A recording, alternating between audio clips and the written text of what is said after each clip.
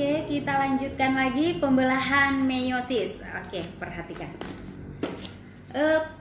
Meiosis. Oke, konsentrasi lagi ya anak-anak ibu. Pembelahan meiosis berasal dari bahasa Yunani. Ingat, meiosis berasal dari bahasa Yunani yang artinya lebih sedikit. Ini karena sel anakan lebih sedikit dari induk. Induk memiliki kromosom diploid atau 2N, sedangkan anakan memiliki kromosom haploid atau N. Berbeda dengan mitosis tadi ya, 2N. Berbeda ya, dia identik dengan induknya. Kalau ini induknya itu 2N, anakannya menjadi N. Hal ini yang menyebabkan pembelahan meiosis disebut juga pembelahan reduksi. Ingat, pembelahan reduksi. Bu, bagaimana ciri-ciri pembelahan meiosis ini? Nah, yang pertama, pembelahan meiosis berlangsung pada gamet atau sel kelamin. Ingat ya, berlangsung pada gamet atau sel kelamin. Gamet adalah sel yang berperan dalam proses fertilisasi atau pembuahan.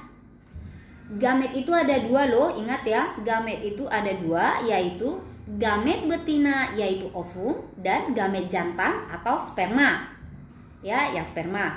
Proses pembentukan gamet ini dikenal dengan nama gametogenesis. Ingat ya, gametogenesis. Nah, yang kedua, meiosis ini mengalami 2 kali pembelahan, berbeda dengan mitosis tadi, yaitu meiosis 1 dan meiosis 2. Ciri yang ketiga, tahapan meiosis menghasilkan 4 sel anakan yang bersifat haploid. Pada meiosis 1 dihasilkan 2 sel anakan atau 2N dan terjadi reduksi kromosom sehingga sifat selnya haploid. Lalu masing-masing sel anakan tadi membelah lagi melalui tahapan meiosis 2. Tetapi tidak lagi terjadi reduksi kromosom. Sehingga pada meiosis ini dihasilkan 4 sel anakan yang bersifat haploid. Jadi pada meiosis 1 masih ada reduksi, pada meiosis 2 tidak terjadi lagi reduksi kromosom. Ciri yang keempat, meiosis ini berfungsi untuk mempertahankan jumlah kromosom pada saat pembentukan zigot. Ingat, mempertahankan jumlah kromosom pada saat pembentukan zigot. Nah, sekarang ibu ada pertanyaan nih. Kalian ada yang mirip ayah? Atau ada yang mirip ibu bukan? Atau bahkan adakah di antara anak-anak ibu yang mirip keduanya? Jadi ada mengambil dari ayahnya juga dari ibunya. Ya kan? Oke. Nah, setiap dari kita pasti memiliki sifat bawaan dari ayah atau ibu kita kan?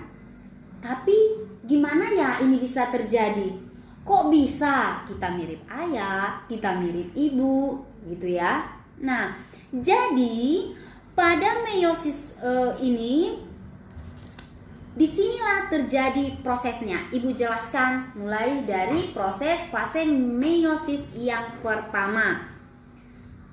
Sama seperti mitosis, meiosis pertama juga didahului oleh tahapan interfase. Setelah interfase selesai, barulah memasuki tahapan pembelahan.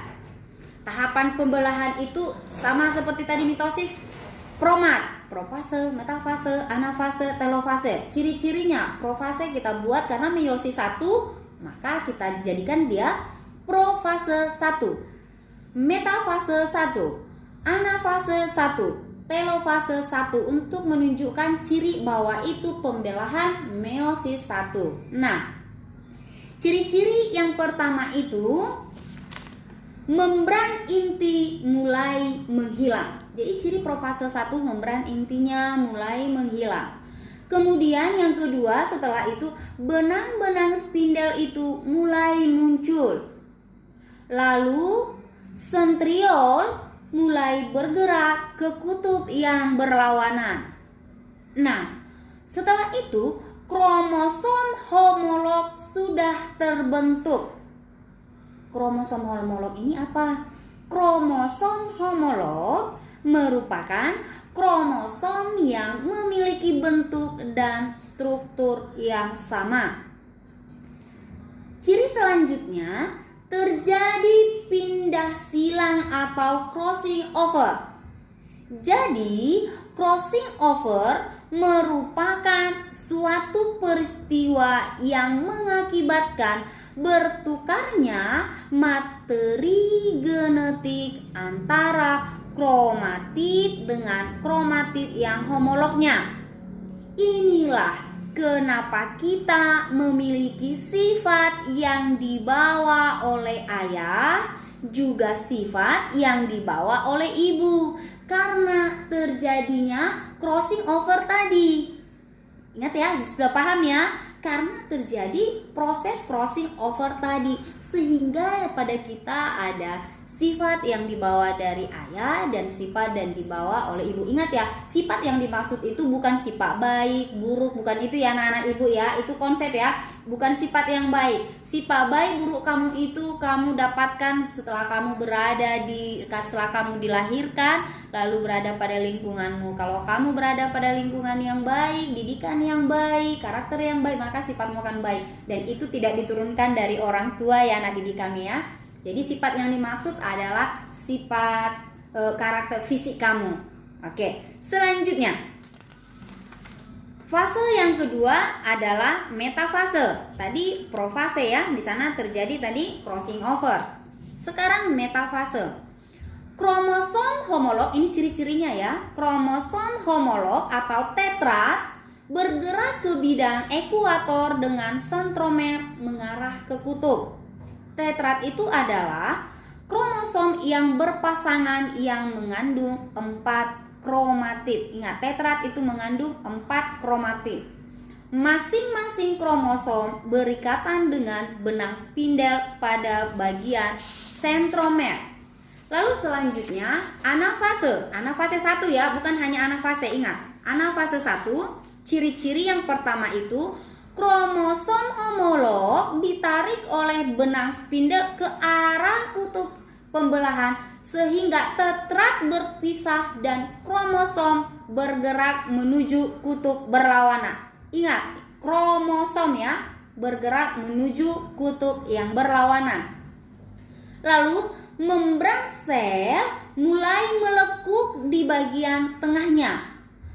Yang ketiga, tujuan anafase ini yaitu membagi isi kromosom diploid menjadi haploid. Dan yang terakhir adalah telofase 1. Nah, pada telofase 1 ini terjadi yang namanya karyokinesis, yaitu pembelahan inti. Yang kedua, membran inti terbentuk lagi. Yang ketiga, kromosom melebur menjadi kromatin. Yang keempat, terjadi sitokinesis sehingga dihasilkan 2 sel anakan. Jadi pada fase meiosis 1 dihasilkan 2 sel anakan. Pembelahan meiosis juga disebut pembelahan reduksi karena terjadi pengurangan jumlah kromosom.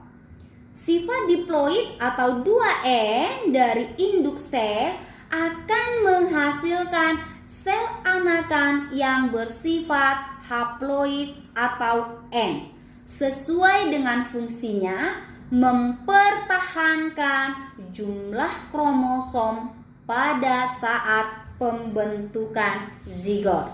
Selanjutnya akan kita bahas fase pembelahan meiosis 2. Tetapi kita dengarkan dulu pesan-pesan berikut ini.